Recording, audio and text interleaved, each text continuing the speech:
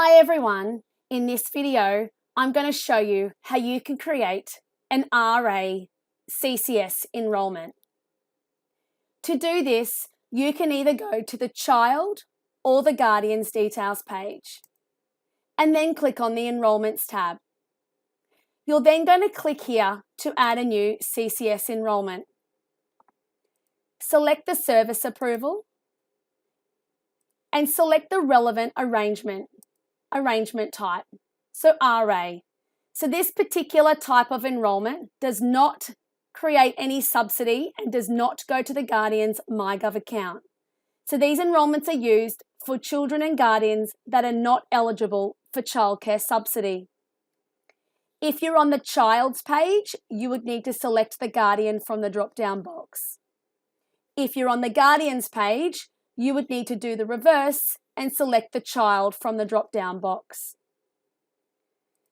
Select the session indicator, so both routine and both, you would need to define the routine bookings. And if the child is just coming on a casual basis, you can select casual. Select the start date of the enrolment. Just be mindful that CCS will not submit an enrolment with a start date in the future. You can leave the end date blank as it's not a mandatory field.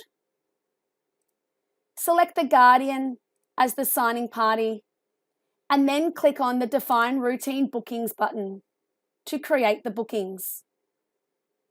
If the child is starting in the future, you can simply update that start date for the new start date of the bookings. You must enter in an end date for those bookings. So you may want to put to the end of the year, and then you can select the room in the booking type the child is going to attend. You can then click Save. Once you've completed that enrolment, you can then click Save again, and that will then create that RA enrolment type for the child. If you require any further information on how to create an RA CCS enrolment, please do not hesitate to reach out to the Kidsoft Customer Success team. You may also like to look at our additional video tutorials in our YouTube channel for more tips on Kidsoft. Thank you.